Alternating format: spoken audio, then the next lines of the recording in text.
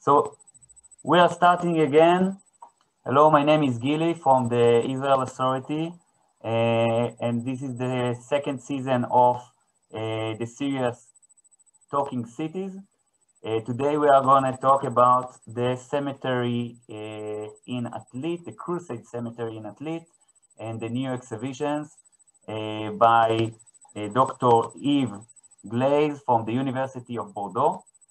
I will say a few words in Hebrew and then I will introduce Yves, and from then all the lecture will be in English. So, in Hebrew.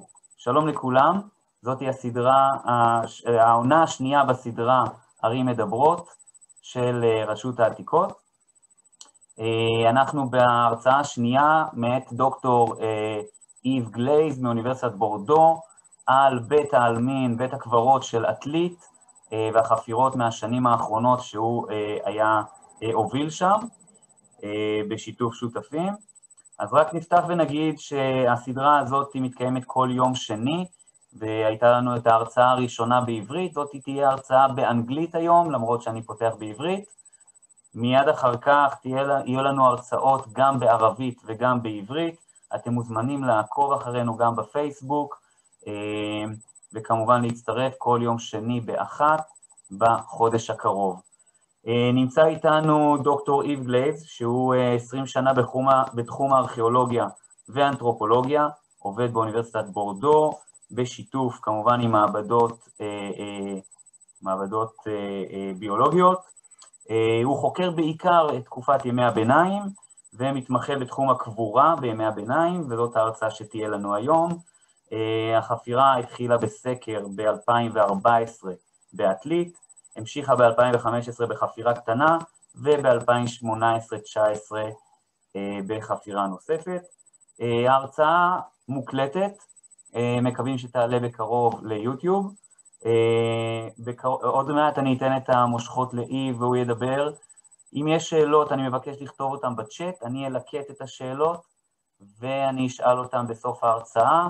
אם יש שאלה קריטית ולא מובנת, אני אנסה לעצור את איב באמצע, אני מקווה שנצליח.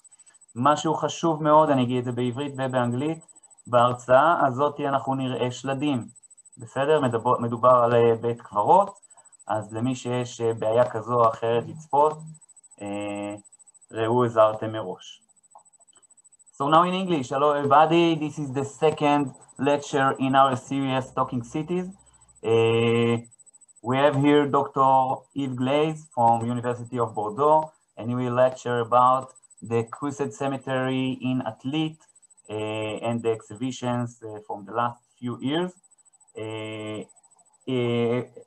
One important thing in the slides, we will see some skeletons engraved, so if anyone has problem with it, this is the time. Another thing, that's it. I think we'll let Yves talk about all the rest. Yves, please unmute yourself. Yes, thank you. Thank you, Gili. Shalom, everybody. Do you hear me? Yeah, just make full screen. Yes, wait.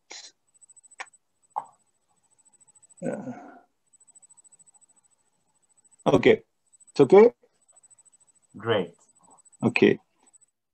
Thank you, Gili. Thank you to the Antiquity for the invitation. Shalom, everybody. So I will present you some results from the excavation of Atlit that I lead since 2015. So the Crusader Cemetery, it's a very important site for the period in Israel.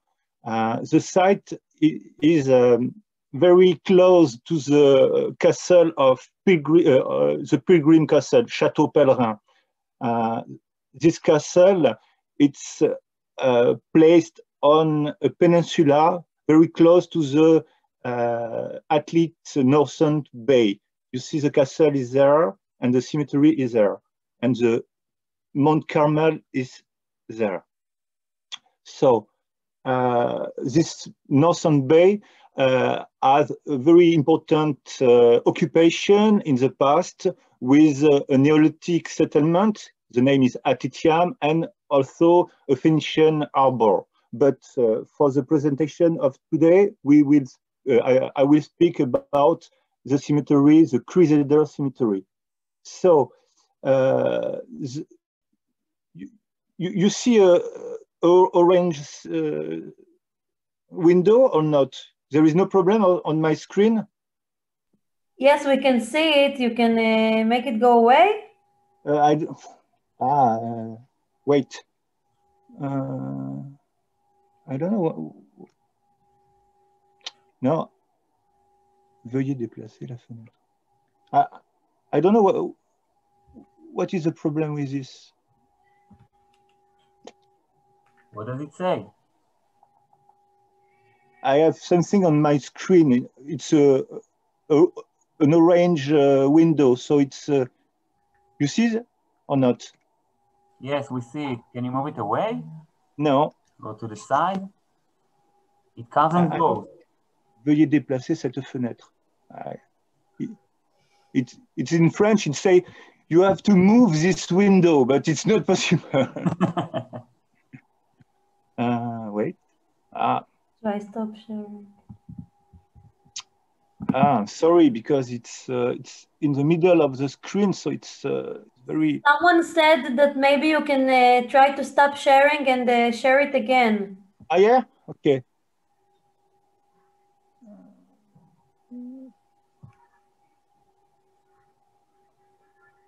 Maybe. Wait. It disappeared. Yes. Okay, great. Thank you. I'm sorry. So the site of Pilgrim's Castle, Château Pellerin, it's a very important site because the site was on the road of the pilgrim, on the pilgrim age. So the pilgrim from Europe come to Akko, and they do a road along the coast, and Atlit was on this road. So the occupation in Atlit was very important for the protection of the pilgrims during the 13th century. During the 12th century, there was a tower very close to the castle, to protect the pilgrim.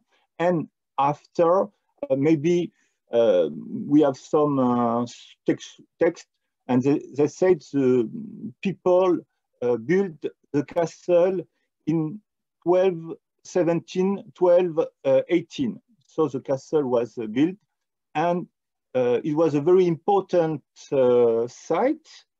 But when they built the castle, they found some stones from the harbor, Phoenician harbor, and they reused some stones from the harbor to build the castle.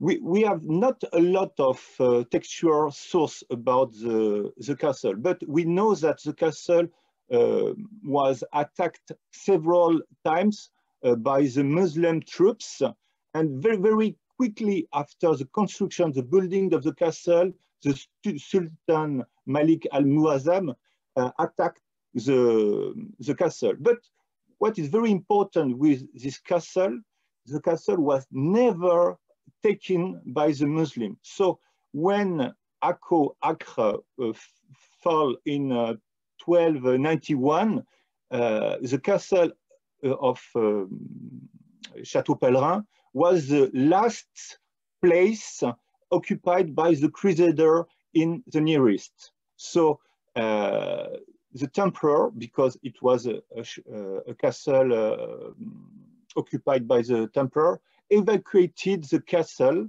after the fall of Acre. So after the Mamluks, the Muslim, didn't occupy the castle, but they destroyed step by step some part of the castle. And after there was several destruction of the site, sometimes due the use of the stones to do the wall of Acre, or some destruction by an earthquake. So the castle is not very good conserved due different type of things. But the site was a very, very important place for the travelers and the European in the 19th century. You can see several pictures and painting about and a lot of travelers from France, from Europe, went to the site to see the ruins of the castle. During the 20s, some people start to do a map, a plan of the castle, of the Chateau Pellerin. But what was the important step? It was excavation by Cedric Norman Jones in 1930. He began to excavate the castle, but he found a town very close to the castle. He found stables, a church, some houses, and he excavated the different gates and the wall of the town. So the castle, it was not only a castle, it was a castle with a town, with a town protected by walls. We know by sources that there was a local court of burgesses, there were jails, and maybe a market. So the site was occupied by the Templar Knights, but there was too a town with people. And with the text, we know that the castle was in connection with several villages in the inland, maybe close to the Carmel Mounts. And in 1934, Jones excavated a cemetery outside the walls. That was very important because the cemetery is very, very important, as I will show you. So there was this cemetery, but there was also a little cemetery around the church. But the cemetery is too little to be the cemetery of the town. Okay. Maybe there was a road here, a road to go to the cemetery. So maybe the funeral will be the funeral were in the church, and they brought the bodies in the cemetery with this road. So you can see on this picture the castle, the wall of the town, and outside of the city, the cemetery.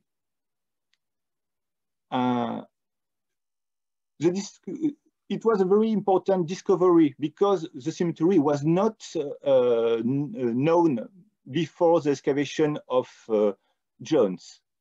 The British mandate, the British people wanted to do a factory very close to the site, but there was a preventive rescue excavation on the surrounding of the castle.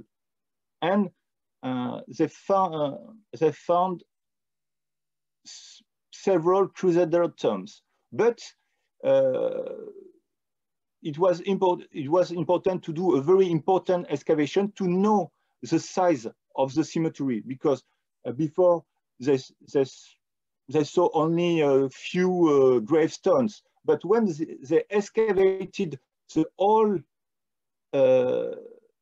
cemetery, they found a lot of graves. At the end of the excavation, Jones said we counted almost 1,700 graves. That is very important because it was, now it's already the most important Crusader cemetery for the Near East. The excavation was very, very short, only 3 or 4 months. They found some grades and a lot of bones.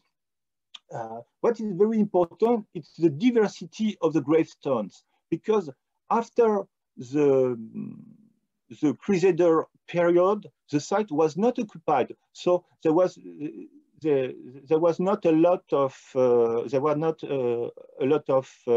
destruction. So Jones found the soil where the people work around the graves. That is very important because, for example, in Europe, we don't find this type of site because with the different level, step by step, the surface level of the site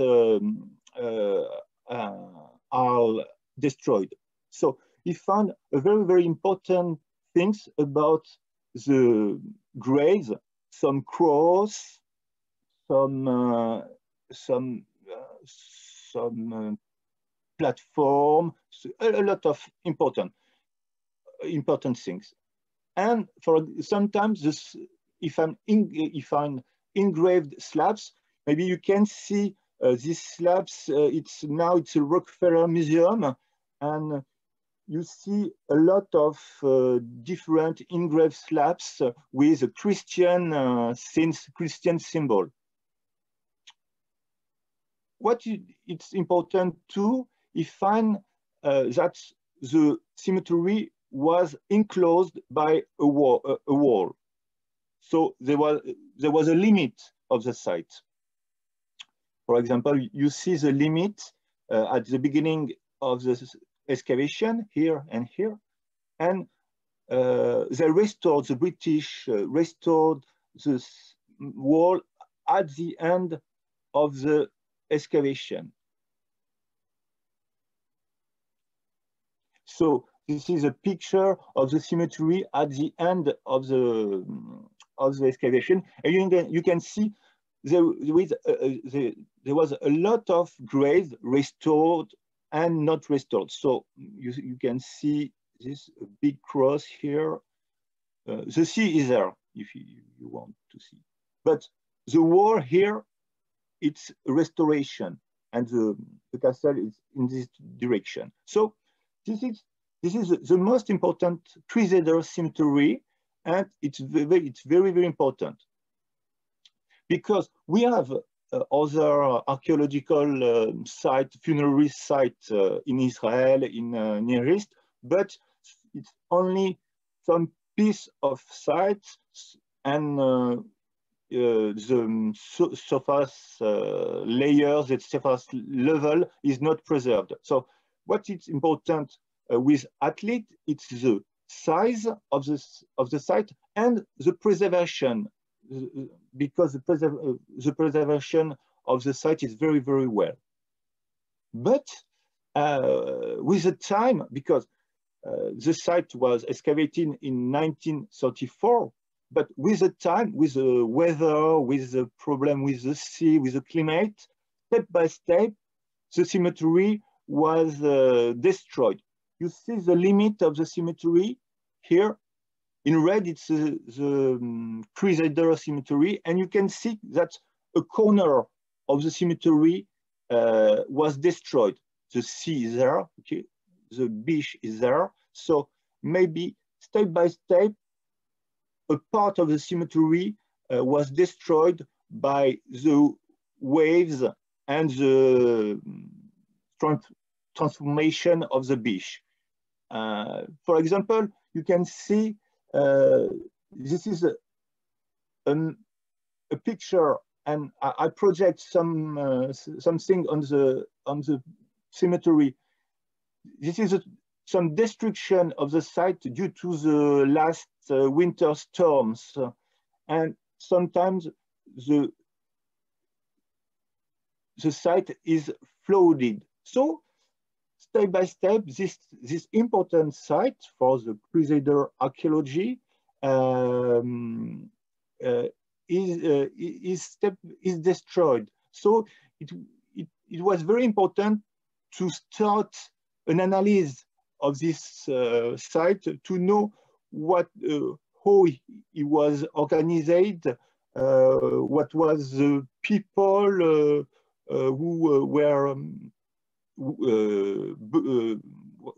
the people buried in the cemetery, and to know what kind of information data the cemetery can bring us about the Crusader period during the 13th century.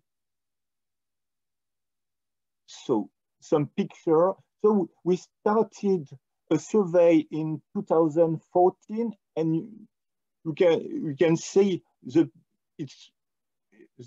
can see the graves, but you see the wall is destroyed here, and you see all the transformation of the site in only 80 years. So in only 80 years, there was a lot of destruction on this site, due surely to the storms and the wind and sometimes, and a lot of things.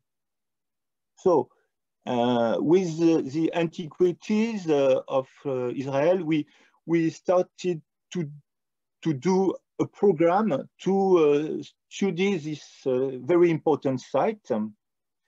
So we did a survey in 2014, and we started excavation, several types of excavation since 2015. First, it was only short excavation, and since 2018, it's a more important mission. But with the pandemic, we had to stop the work on the last year. So, why study this cemetery? First, we have to know what the British archaeologists did on the site, because we lost a large majority of the archive of the excavation. It was important to know the funerary practice of the people during the 13th century.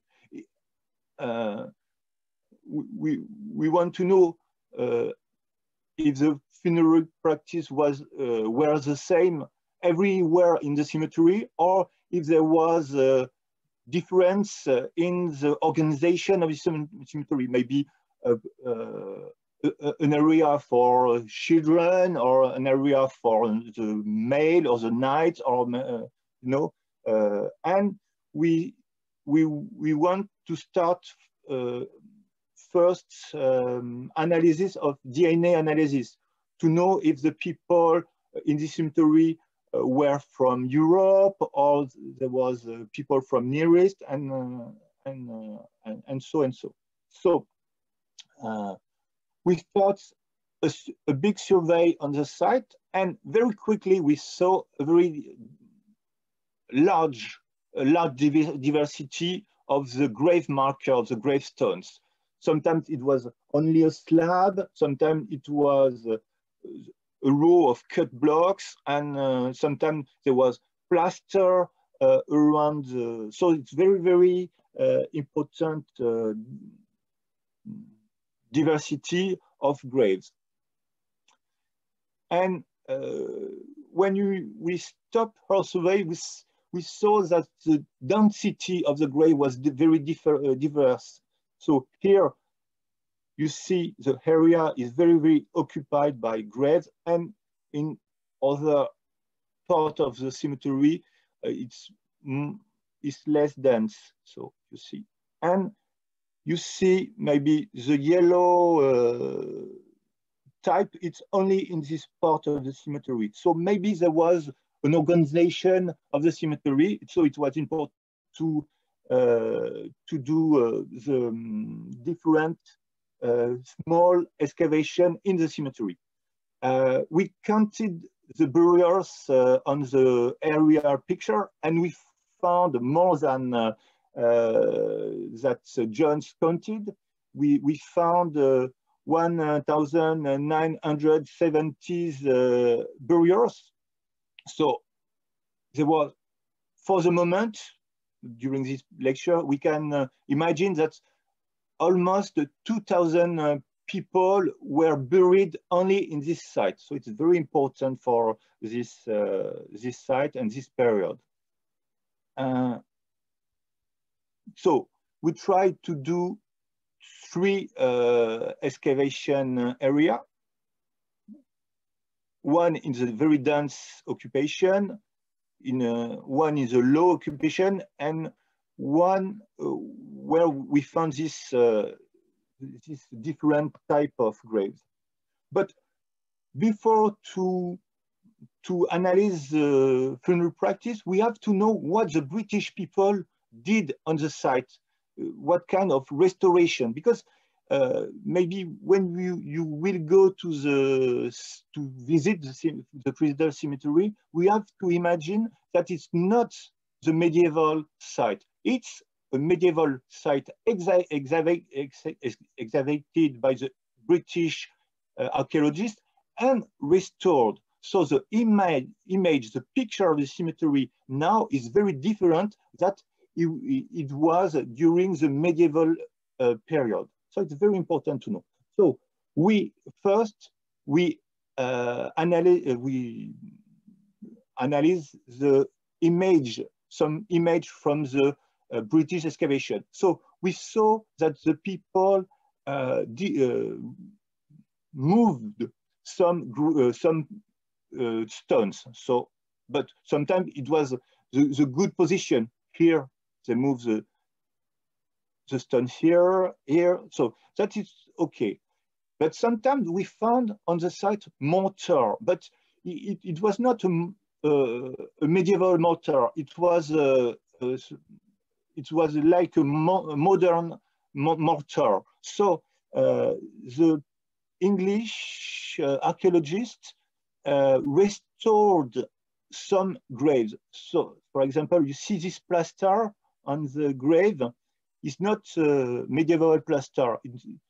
And when we compare the picture at the beginning of the excavation and at the end of the excavation by Jones in 1934, you can see the same grave. At the beginning, it's a heap of stones, and here it's a very nice white plastered grave. So they restored some graves. And during the excavation, John said, sometimes we found directly the skeleton of the grave. So for several graves, they didn't found gravestones. But the problem, when you see the map of the cemetery, there is no place for unmarked graves in the cemetery. So we read very precisely the archive of the excavation, and we understand that Jones and his team put a new grave marker on the skeleton. So you see all this part of the cemetery, it's the same grave marker. You see, it's a row of stones with mortar. And this is a restoration by John. So it's important to know that all this part of the cemetery was restored by John. It's very important because if you want to know the organization of the cemetery of Atlit during the Middle Ages, you have to know that all this surface is a fake, you know. So it's very, very important to the archaeologists to know what was the restoration of the site. For example, you see the grave marker restored, the new grave marker or the British grave markers, and we found the same mortar that we found in the restored wall. But we can do a beautiful analysis of the other part of the cemetery where the grave markers are are well preserved, and where there is a large diversity of the grave markers. So we start to excavate and to study two parts of the cemetery, the more dense cemetery in the south, and the an area where we found the larger graves and the density is low. But first, what was the number of the burials in the cemetery? I said you it could be around 2,000 burials, but it's just an estimation with the grave marker. The problem, or maybe there is another thing. When we started to excavate the areas, we found for each grave, we found several graves, several unmarked graves, and we found a lot of human bones not in position. So, like in the other Christian cemetery in Middle Ages, the people, when they buried a new grave, they destroyed old graves, they cut, because what was important for this Christian is to be in the burial ground. And if you destroyed a old grave dated maybe, I don't know, 20 or 30 years old, it was not important. So it means that we don't have 2,000 graves. Maybe we have 6,000 or 7,000 graves in this cemetery. It's only an estimation, but we have to know the population of this in the cemetery is very, very important. The number is very important. And for example, this is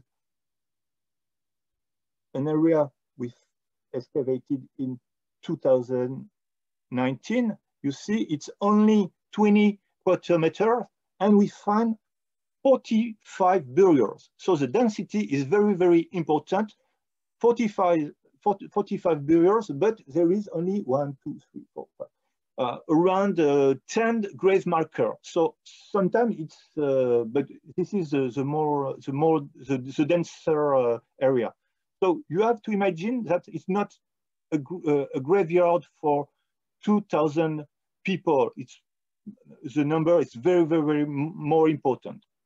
But there is another question. What was the datation of the cemetery? It was a cemetery used only during the use of the castle, so it's around 80 years or more. For the moment, the archaeological data gave us more data for use of the cemetery during the 13th century. The ceramics, the coins, and now, and I don't wrote it in the slide, but we have a new, we have a C14 datings, and the C40 datings, we indicate that the datation of 3 graves are exactly during the 13th century. So for the moment, we have no data to say the cemetery was used after the 13th century, and surely the cemetery was not used during the 12th century. So for the moment, the majority of the data, of the medieval data, gave evidence of the use of the cemetery during the 13th century. And if the cemetery was used only during 80 years, you can imagine that the population of the cemetery is very important. And it's not only the population of the castle and the town. And you have imagined that the population buried in the cemetery come from other place, maybe from the village in connection with the castle, or maybe from other. So now it's very important to analyze the funerary practice to see if the funeral practice are the same or not, or if we can differentiate some people with their funeral practice. So I will show you now some results about our excavation. So, for example, we excavate the grave of from under these very important slabs, and we can reconstitute a part of the funerals or of the manner of the people of the body was buried in the grave. Okay, now you have imagined on the screen, it's a sectional view of the pit. You can see the medieval people excavated, or they dug a grave with a lateral bank. That is very important. And they buried the people in the pit here, maybe with a shroud, or that is very important, difficult to see with archaeological data. But we know that they closed the pit with a wood cover. We don't find the wood, but we know with the observation that an empty space was preserved around the body. So there was an empty space here, and to preserve an empty space, it's important to have a cover. So they covered the pit with a wood cover, and they blocked the cover with stones. You can see these different stones to block the cover. And after they refilled the upper part of the pit with sand, ceramics, and artifacts around the grave. And at the end, they put at the surface a grave marker. And the grave marker is very different. Sometimes it's slats, sometimes it's stones with a plaster around, and there is this diversity. But the majority of the burials are the same practice.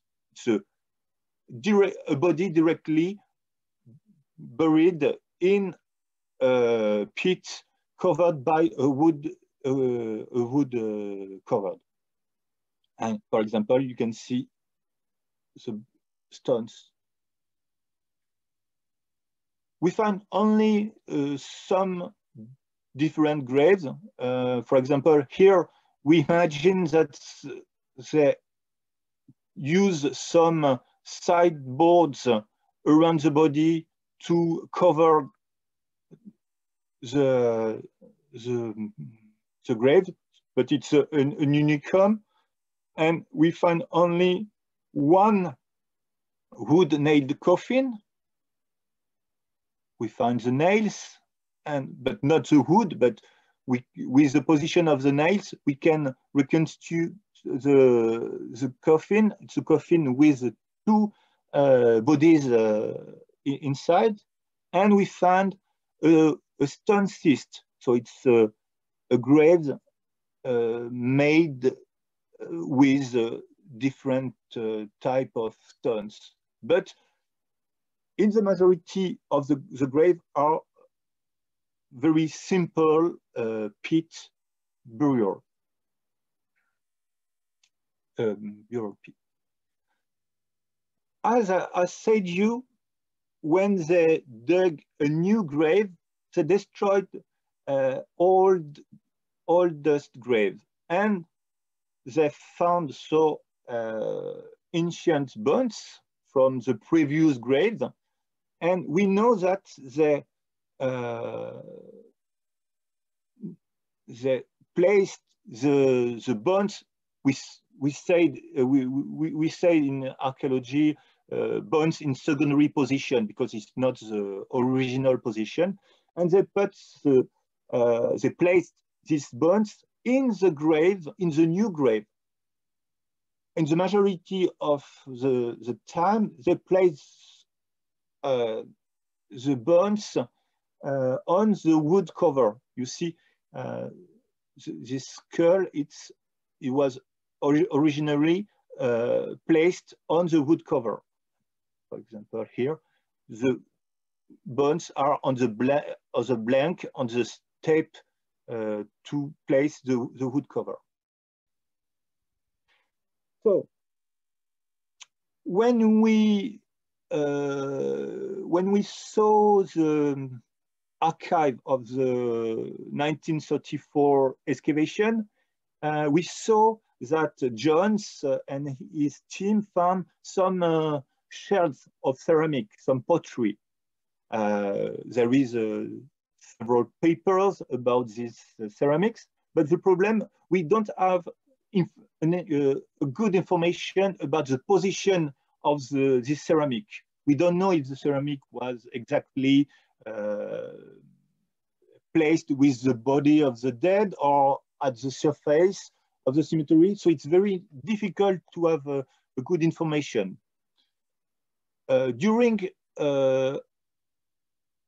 our excavation, we found a lot of shards of ceramics. In the majority, it's Phoenician and Roman ceramic, and it's very little piece of ceramic, broken, and maybe from the ancient settlement, Phoenician and Roman on the side.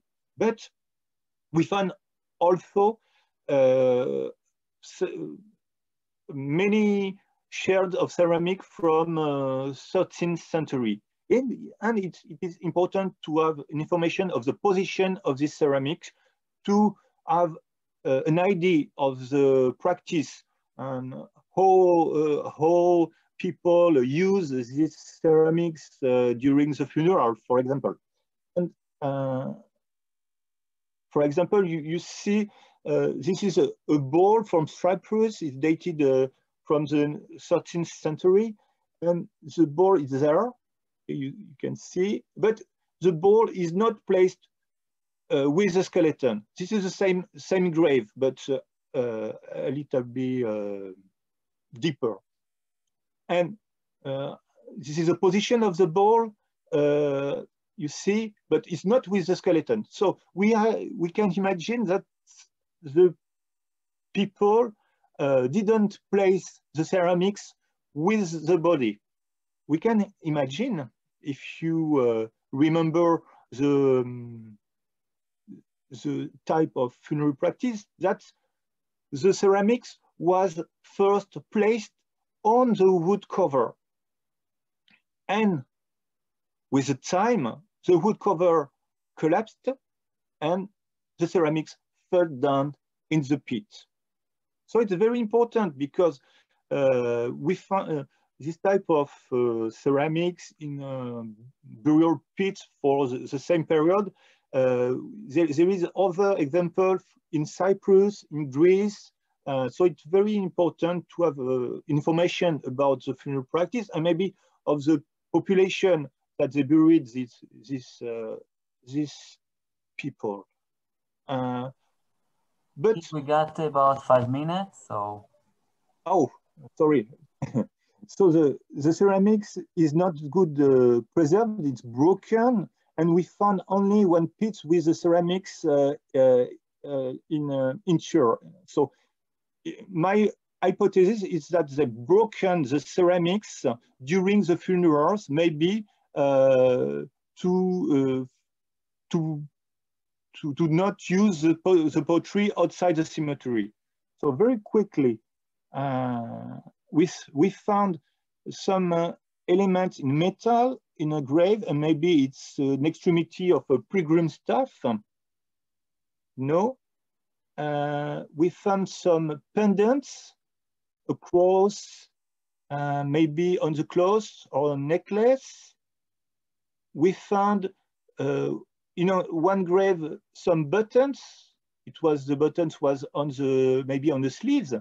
And I will show you very quickly the results. And for me, it's very important to have this for the conclusion. It's, there is this two parts of the cemetery with a different density. And when we cross the biological and archaeological data, we can say that the area where the graves are not very dense was occupied in majority by male adults and some children with specific graves. But in this area, we didn't find a lot of ceramics. So there is a very specific funeral. And it is in this area where we found the pilgrim staff. So maybe there was a selection of the population in this area. And we found only one woman, and it was a pregnant woman. So it was a peculiar woman. Maybe she was buried in this area because she was pregnant and not because she was a woman. So, and we found a lot of traces of injuries on the bones in this area. And in the other area where the burials are very dense, where the area is very, the density is very high, we found male, female, and children burials. So the selection of the population is totally different. We found some trace of injuries, but not a lot. So there is a difference between the two population, but the population is maybe not the good word. And we found a lot of ceramics. So in this part of the cemetery, they use a lot of ceramics during the funeral. So we have two types of funerals, two types of areas in the same cemetery. And in this area where we find a lot of ceramics, we found a lot of items of clothing or ornaments. And so what is very important, first, Jones and people imagined that the cemetery was an homogeneous funerary practice, an homogeneous graveyard. But this graveyard, it's maybe used for different parts of the society. And maybe a part of the cemetery was preserved for a high-class group, maybe for the islet, or maybe for, we know that the castle, it was a Templar Knight castle. So maybe a part of the Templar Knight was buried in a very precise part of the cemetery. And maybe people buried some very young children around the priest or the Templar Knight, because it was a very important area. Maybe it's an hypothesis. And in the other part of the cemetery, we have a sort of mixed population with adults, children, and maybe people from different parts of the region. So it's very important because we didn't find a lot of funerary practice with ceramics in the area, maybe for the Templar Knights, but we found the use of ceramics in this mixed population, as we found in Cyprus and in Greece. So it's very important. So, so we know that the cemetery of the town was not very was a very little cemetery. So a part of the population of the town, maybe of the castle, was buried in the cemetery, and maybe a part of the population from the inland village was buried in this cemetery. To conclude, why the people from other places buried their dead at Château Pèlerin? We know that some very important relics was placed in the chapel of the castle. So maybe there was what we called in Christian archaeology at Sanctus burial. The people was attracted, or the burials was attracted by the presence of these important relics in the castle. So for the moment, this is the first result of our excavation. Very important because it is the first possibility to have information of different parts of the cemetery during the Crusader times. And as I said, it's not an homogeneous spaces. There is some difference in funeral practice. And we started to do some DNA analysis, and for the moment, we had some new data about the population, and I can say you I can say you that we have a diversity of the population, maybe a population from Europe and population from Near East. So it was not a Crusader cemetery. It was maybe a Latin East, and maybe it was a Christian cemetery, maybe from population from Near East and from Europe. So I think it's first important results about our excavation, and I hope that we could continue to excavate the site, because for the moment we didn't finish the excavation of the two areas that I present you. Voila. Thank you for your attention. And thank you, Yves. Thank you very much. So before we will have the question, I will ask you the question. Maybe you want to say thanks to the people in the picture. Yeah. I thank first. I thank the EIA to the possibility to do this very fascinating excavation in Israel. I will thank the French Center Research in Jerusalem. They helped us, and the French Foreign Office that they help, and my lab in Bordeaux and in INRAP and the CNRS. And also I will thank the Ofa Carmel Council that they help us a lot during this different campaign of excavation. And thank you, Gilly, for your attention. So first of all, if anyone wants to get some invitation to the rest of our lectures in the series and other series about the archaeology of Israel, you can write your email in the chat, collect it. So first of all, you can do it from now to the end of the meeting. Yeah. Actually, it was very, very important and fascinating to see how important the data that you can collect from a cemetery like the cemetery in Atlit, and how difficult it is to see and to imagine what happened in around 100 years in the castle and the town nearby.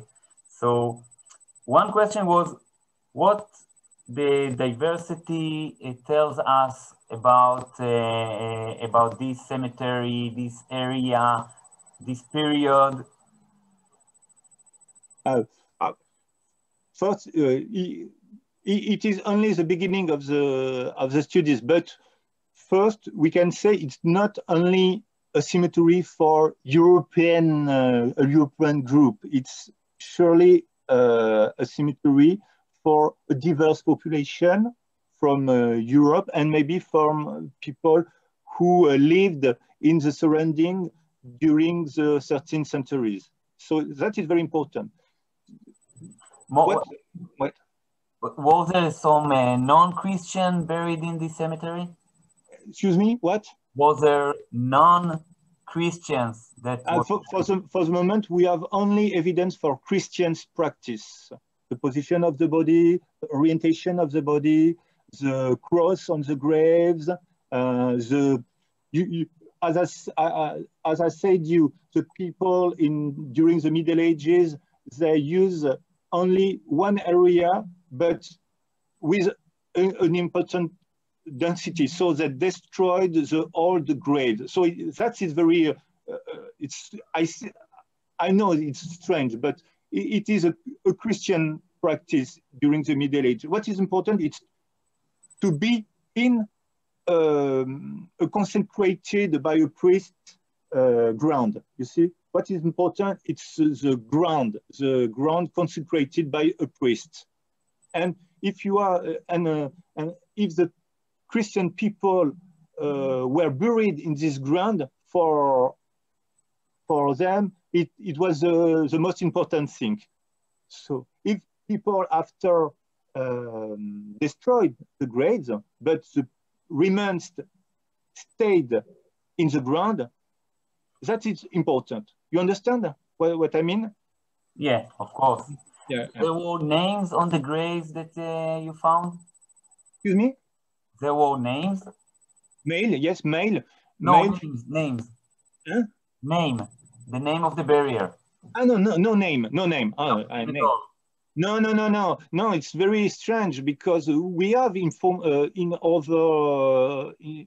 for example, in Akko, there is some inscription on graves, but sometimes it's for very important people and the inscription are preserved, are not very good preserved. And maybe sometimes it was for a grave in a chapel or in a church, but for the moment, we didn't find some graves with the names, and John's found no grave with names. We found only these engraved graves with some Christian symbol. Is there any meaning for the direction of the graves? That's a very interesting question, because normally for a Christian cemetery, the orientation of the grave is east-west. But normally, we have a lot of case during the Middle Ages with diverse orientation. My opinion, there is two possibilities. The road and the coast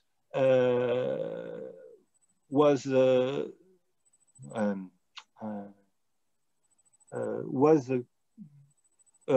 topographical criterium for the orientation of the grave. They followed the coast with the graves, or maybe there is another possibility. It's the relics of Saint Euphemia in the chapel. Maybe they oriented the graves in the direction of the chapel of the castle, because another possibility, it was to orient the grave to Jerusalem, but it's not the case. It's not the case. Most of the heads or the legs were pointed to the castle. Yes, exactly. The heads the head in the direction of the castle. Oh, that's very fascinating. People asking if you are going to dig more in the summer or after the in the next few years. And come and join you. No, normally, I hope that we could excavate during this year, but I have no idea. And normally, we excavate in May, but I think with the situation now, it could be difficult. And for my funding, it's my last year for the mission, so for the moment, I'm sorry, I have no idea of the next campaigns. But I was very happy to welcome some people during the excavation to help us or for a visit. So for that, there is no problem.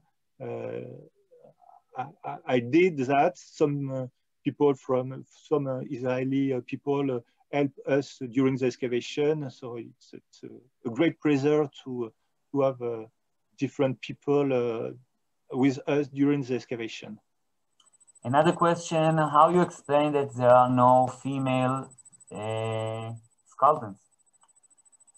No female, what? There are children, but no females, right? No, no. There is no female in an area of the cemetery. There is a part of the cemetery where we find only a pregnant woman and a lot of male. But in the other part of the cemetery, we found male, female, and children. But my hypothesis is they buried maybe priests or temple knights in a part of the cemetery. So it's why we didn't find a lot of women, female burials. Mm-hmm. So more two questions. One is, for how long the cemetery was used? About 19 years? Maybe 80 years, 19 years. But for the moment, but I can choose, I can say, it's very strange for the moment because the C14 datings stop all before the around 1265. But it's not sure that at the end of the 13th centuries, the cemetery was used. And we know during this period, it's very difficult period. Berbers, armies attacked a lot of settlements and they sacked the town. So it's not sure that at the end of the 13th century, the cemetery was used. So for the moment, we have a lot of questions and we have to do new dating with the more ancient skeletons in the cemetery to have a best idea of the time of the use of the cemetery. Gidi asked, where are the skeletons that you dug now? After the excavation, we reburied all the skeletons on the site. This is my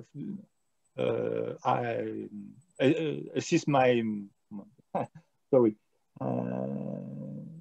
I decided that at the beginning of the excavation, and we took only small samples for datation or DNA analysis. But all the skeletons are reburied at the same place. And after the excavation, we reconstruct the grave markers. So this is, we did that with the antiquities, with the Israeli antiquities. So at the end of the excavation, there is no holes.